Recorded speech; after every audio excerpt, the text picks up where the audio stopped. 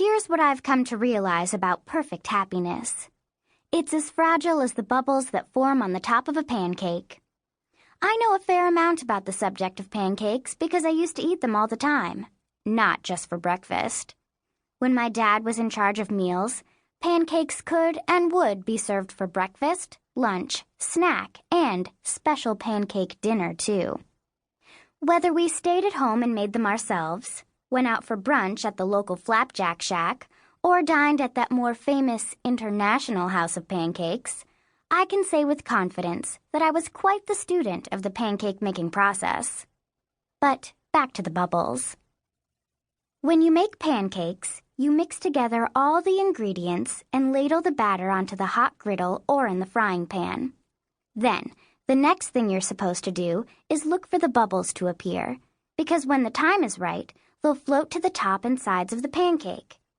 The reason these bubbles are important is because when you see them, that's how you know you're close. The time is near. It's also your cue to give those pancakes a flip, because if you don't, they burn, and your cakes are toast. So, those tiny bubbles signal everything's about to get turned on its head. That's why the perfect pancake bubble can only exist for a small moment in time. After it serves its purpose, making your mouth water in anticipation of what's to come and letting you know it's time for its world to turn upside down, it pops and fades away.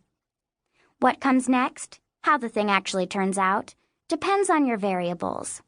What you've added to the mix, how much you've stirred the pot, your ability to blend, its general shape, fat content, toppings, timing, and luck. The comparison to high school is not lost on me either. "You have a bad attitude, Grace Manning," Mr. Sands says, his hazel eyes narrowing slightly as he gives me the once-over. "I like it." "And you have a lot of hair for an old man," I reply, kicking the footrest of his wheelchair. "I think we should give you a mohawk." "A mohawk?" Mr. Sands tilts his head back and curls the corners of his mouth into a smile. "Sounds painful." "Bawk! Buck, bawk!" "Are you clucking at me?" "Did you just cluck at me, young lady?" he asks, trying to straighten up in his chair. "I did." "Implying I'm a chicken?" "If the wing fits, Sandman." "Miss Manning," Mr. Sands says formally, in a tone I imagine he would have used in business meetings. "You are looking at a man who served in the 1st Marine Division in the Korean War, where I was stationed in the mountains by the Choshin Reservoir, the Frozen Choshin, as it was known. The men of the 1st were officially called combat-ready soldiers, which meant we were the first on the ground fighting. Unofficially, we were called bullet catchers, because we gave the enemy something to shoot at. Over the course of my life, I've been called a good-for-nothing jerk, a son of a bitch, and a whole lot of other things that would make both you and me blush if I repeated them. But in all my years, no one, but no one, has ever called me a chicken. So go ahead. Scalp me if you dare." "You really want me to give you a mohawk?" I ask. "Are you serious?"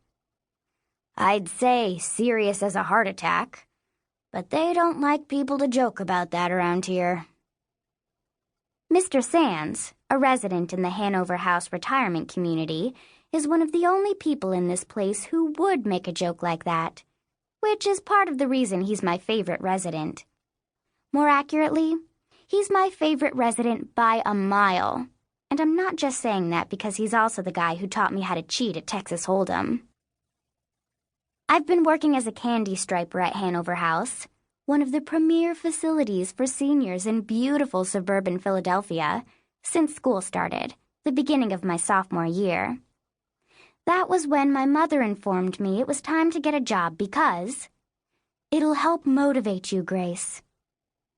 Before this time, I'd never realized Mom thought my level of motivation presented a problem. I never knew she'd given the subject any thought at all, for that matter. But even though I'd never admit it to her, I actually wanted to get a job. Having a built-in reason to escape the house a few days a week seemed like a pretty good deal to me. Finding some place to hire me turned out to be harder than I expected. I couldn't get work as a waitress because no restaurant wanted to hire someone who'd never waitressed before. And retail was another no-fly zone for 2 reasons. 1, I don't care about clothes. And 2, the girls who work in those stores freak me out. I always feel like they size you up according to your size.